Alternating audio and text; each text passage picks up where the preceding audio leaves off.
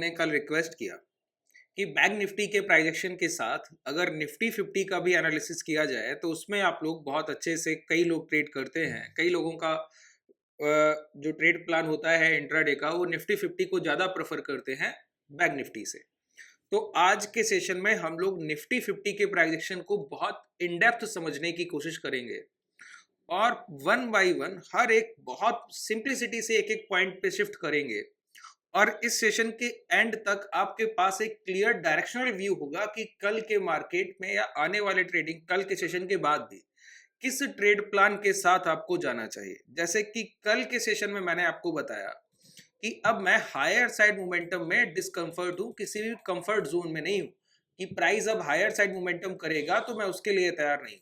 तो bank Nifty की closing आप चार्ट पे देख सकते हैं। प्राइस ने मॉर्निंग को जो हाई लगाए 52,000, वहां से मोमेंटम करके 51,400, कल 51,800 और 52,000, यही दो रेजिस्टेंस एरिया मार्केट के लिए थे जहां से मार्केट ने पुल बैक लिया और ये मोमेंटम आप डाउन साइड आज देख सकते हैं। ये कोई बड़ा मोमेंटम नहीं है लोअर साइड, निफ्टी में भी कोई ये हायर डाउन साइड कोई बिगर मोमेंटम नहीं है।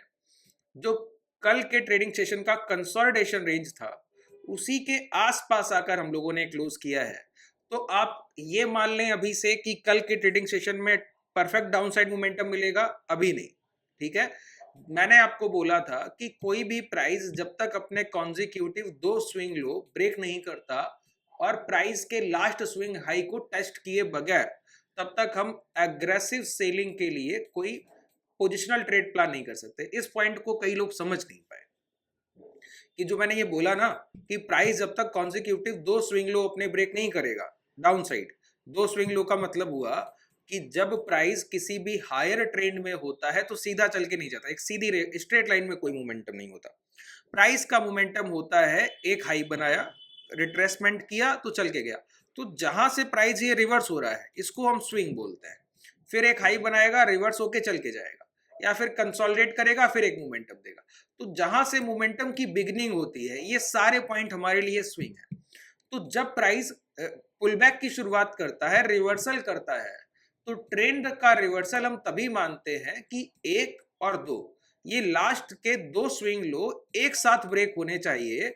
और इन स्विंग लो के ब्रेक होने में एक काम और नहीं होना चाहिए, क्या कि प्राइस लास्ट स्विंग लो को ब्रेक करने के बाद दोबारा स्विंग हाई तक चल के जाए, ये भी नहीं होना चाहिए। तो प्राइस की ये एग्रेसिव सेलिंग का साइन है कि देखिए आपने इतनी बड़ी खरीदारी की, इतनी बड़ी बाइंग के बावजूद जब आप मेरे सेलिंग एरिया में पहुंचे ना, तो मैं वहां पे इतना स्ट्रांग हूं कि आपके आखिरी के दो खरीदारी की रेंज को मैं एक साथ ब्रेक कर सकता हूं। ये सेलर्स साइन होता है, ये बियर कार्टल्स का एक डायरेक्टली साइन है शॉर्ट सेलिंग का, एग्रेसिव शॉर्ट सेलिंग का। और सेलिंग का जो बिहेवियर है वो क्या है, एग्रेसिव है। जब भी गिरावट आती है तो बहुत तेज आती है, डाउनवर्ड्स मोमेंटम बहुत एग्रेसिव होते हैं। कभी भी प्राइस में जब आप शॉर्ट सेल के लिए ट्रेड प्लान कर रहे हो और वहां पर शॉर्ट की कैंडल्स का साइज इस तरीके का हो, इस तरीके का हो, तो हम ट्रेड्स को प्लान नहीं करते। कब हम प्लान करते हैं ट्रेड्स को, जब कैंडल्स का साइज इस तरीके का हो, बॉडी साइज कैंडल चाहिए होती। कभी भी प्राइस में downwards momentum, doji candle, higher side momentum तो डोजी कैंडल से आ जाएगा कि छोटी छोटी कैंडल्स में प्राइस चलते हुए चलता है, वो स्ट्रॉन्ग मोमेंटम, वो प्राइस के अच्छे सपोर्ट एरिया बनाने के लिए बहुत जरूरी है।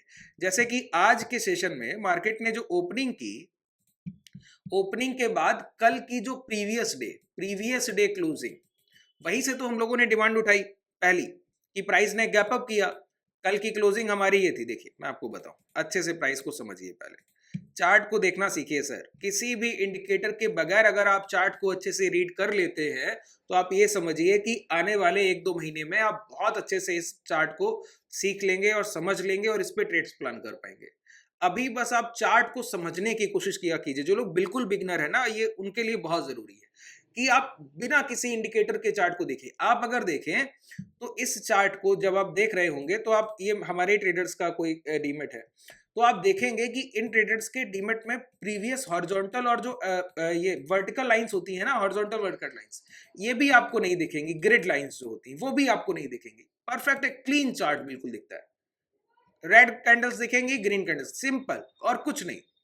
क्योंकि प्राइस एक्शन ही आपके लिए सब कुछ है। अगर आप प्राइस को रीड नहीं कर पा रहे तो कोई भी इंडिकेटर आपके लिए लैगिंग है। सबसे पहली बात ये है मार्केट में, ठीक है। देखिए प्राइस ने गैप अप किया, गैप अप करने के बाद पुल बैक लिया और प्रीवियस डे की क्लोजिंग से डिमांड उठाया, प्रीवियस डे की क्लोजिंग से डिमांड उठाया। ठीक है, अब इस डिमांड के बाद ये मोमेंटम आया, इस डिमांड के बाद ये मोमेंटम आया। अब इस मोमेंटम के बाद जो 23,865 से सप्लाई आई ना, उस सप्लाई का बिहेवियर एग्रेसिव था, इस वजह से ये हाई ब्रेक नहीं हो पाए। अगर ये सप्लाई इस नेचर से आई होती, ये जो नेचर है डाउनवर्ड्स मोमेंटम का, ये जो नेचर है ना कल के सेशन का, आप देखिए ये भी तो पुल बैक है, ये भी पुल बैक है, ये क्यों नहीं ब्रेक डाउन कर पा रहे हैं? इनमें क्या दिक्कत है? क्योंकि प्राइस में शॉर्ट सेलिंग का बिहेवियर जब तक एग्रेसिव नहीं होता है तब तक और सेलर उस पोजीशन से जुड़ते ही नहीं। क्योंकि प्राइस का लॉन्ग ट्रेड तो हायर राइज का ही है, अंत में प्राइस को एंड में चल के तो हायर डायरेक्शन में मोमेंटम में ही जाना है। तो शॉर्ट सेलिंग तभी होती है जब अपॉर्चुनिटी गेनर ट्रेडर्स वहां पे आते हैं अपॉर्चुनिटी लेने, कि सिर्फ प्राइस शॉर्ट करते जाइए और कुछ नहीं करना है हमको, कि शॉर्ट की अपॉर्चुनिटी मिले। तो प्राइस वहां पे बहुत एग्रेसिव बिहेव करना चाहिए, डाउनवर्ड्स मोमेंटम एग्रेसिव दिखना चाहिए। तो body size candles, red body size candles, यही हमारे लिए सबसे जरूरी चीज। जब तक इस तरीके का बिहेवियर, अब कल के सेशन में प्राइस डाउन साइड मोमेंटम कब शुरुआत करेगा? कि अब ये जो हाई लग गए आज के, ये हाई लगा और ये हाई लगा, प्राइस इन हाई को टेस्ट भी नहीं करना चाहिए, प्राइस इन स्विंग हाइस को टेस्ट भी नहीं करना चाहिए। प्राइस ओपन होता है यहीं कहीं कंसोलिडेट करे, अगर गैप डाउन करे तो यहां तक चल के आए और उसके बाद डायरेक्टली ये स्विंग लो फिर ये स्विंग लो, इसी एग्रेसिव बिहेवियर से होने चाहिए। और दूसरा प्राइस का जो डाउनवर्ड्स मोमेंटम का जो अभी तक नहीं था, देखिए प्राइस का प्रीवियस ट्रेडिंग सेशन का जो प्राइजेशन है वही नेक्स्ट ट्रेडिंग सेशन में रिपीट होगा, इस बात को समझिए। पहले आज की शॉर्ट सेलिंग के लिए हमको कौन कौन सी अपॉर्चुनिटी मार्केट ने दी, जरा ध्यान से सुनिए। अगर आप यहां पे देखें तो प्राइस ने जो पहली अपॉर्चुनिटी दी है वो यहां पर पहले प्राइस ने पुल बैक किया और पुल बैक के बाद जब प्रीवियस कैंडल को प्योर बॉडी साइज से इंगल्फ किया। अब ये जो बॉडी साइज इंगल्फिंग है ना, इस कैंडल को ही हम इन्वर्टेड हैमर फॉर्मेशन बोलते हैं। ये जो कैंडल आपको दिख रहा है, अगर मैं इन कैंडल्स को मर्ज कर दूं, इन दो कैंडल्स को, ये दो कैंडल्स आप देख पा रहे, बड़ा करूं चार्ट, इनको अगर मैं मर्ज कर दूं तो ये कैंडल्स का फॉर्मेशन आपको कैसा दिखेगा बताइए? मैं आपको बना के दिखाऊं, देखिए ये आपको कुछ ऐसा दिखने वाला है, इतना आपको ये रेड बॉडी साइज दिखेगा और इसके ऊपर ये अपर विक दिखेगा, ये आपका है। यही कैंडल, ये दो कैंडल्स को मर्ज करने के बाद ये कैंडल बनेगा और ये जो बॉडी है ये रेड है, बस इतना है, ये फॉर्मेशन है। तो ये है क्या? ये है तो एक तरीके से इन्वर्टेड हैमर ही है ना। इस कैंडल का, ये जो कैंडल है इसी का रिफ्लेक्शन ये दो कैंडल्स का साइज, ठीक है। तो आप देखिए इन दो कैंडल्स, अब अगर ये मेरे पास 2-2 मिनट और 2.5-2.5 मिनट का कोई ट्रेड ऑप्शन होता टाइम फ्रेम, तो मैं आपको ये कैंडल्स, ये 11:05 का कैंडल है, 11:05 का कैंडल है, 11:10 पे क्लोज किया होगा। यहां पर ये कैंडल आप देखेंगे अगर 2 मिनट के टाइम फ्रेम में अगर दिख जाए, नहीं तो 2.5 मिनट में दिखेगा तो नहीं देख पाएंगे। देखिए ये कैंडल 2 मिनट 11:05 का, ये दूसरा, और ये 11:09 देख पा रहे हैं। ये 11:10 तक कैंडल ने क्या किया, इस कैंडल को पूरा एंगल्फ कर लिया। तो देखिए जैसे इसको टच किया यहां से मोमेंटम मिला। तो कैंडल साइज वही है, आप कैंडल्स को अच्छे से देखना सीखिए पहले, ठीक है। तो यही कैंडल्स का फॉर्मेशन है, ये जो इंगल्फिंग है यही इस कैंडल का, ये दोनों कैंडल्स लगभग एक है, ठीक है।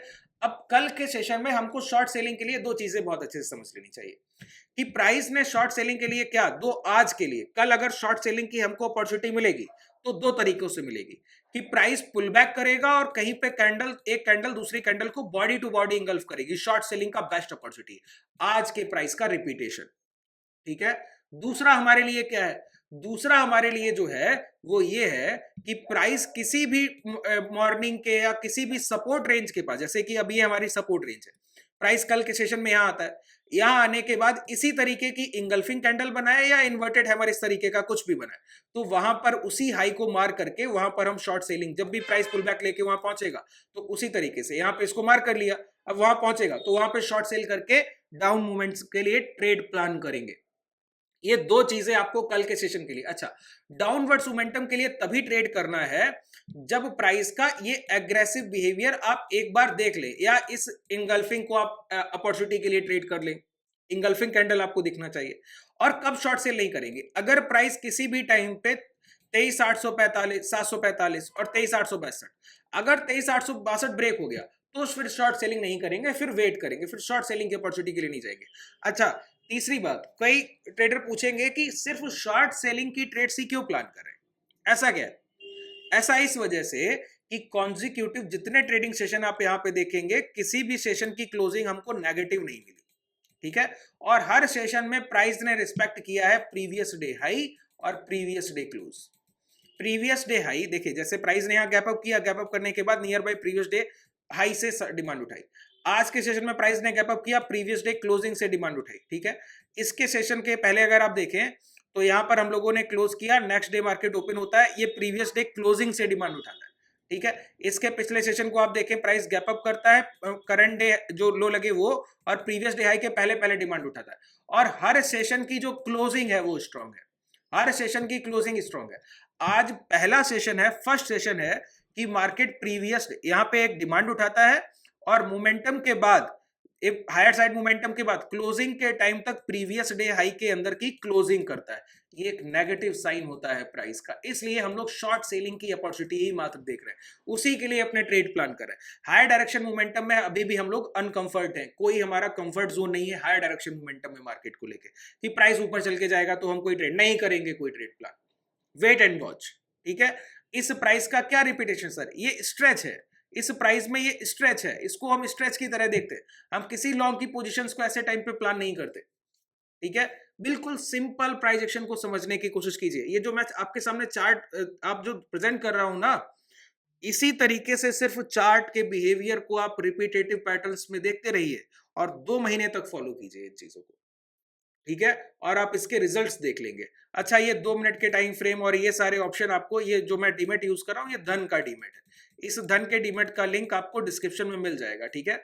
हमारी कॉन्टैक्ट डिटेल भी मिल जाएगी, एप्लीकेशन का लिंक भी मिल जाएगा, अगर आप डीमेट ओपन करना चाहें तो कर सकते हैं ये सॉरी। तो ये कल के हमारे ट्रेड प्लान है, इंगल्फिंग और इन्वर्टेड हैमर।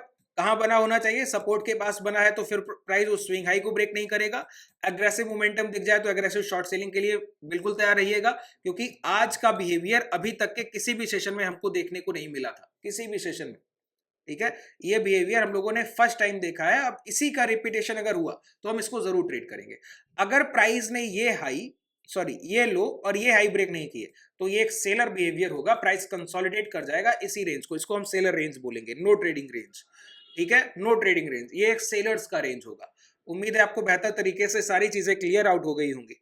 अगर कोई डाउट रह गया हो तो कमेंट सेक्शन में बताइएगा। अगर आपको ये एनालिसिस की सीरीज पसंद आ रही है तो जितना हो सके लाइक और सब्सक्राइब करके जाइएगा। शुभ रात्रि, धन्यवाद।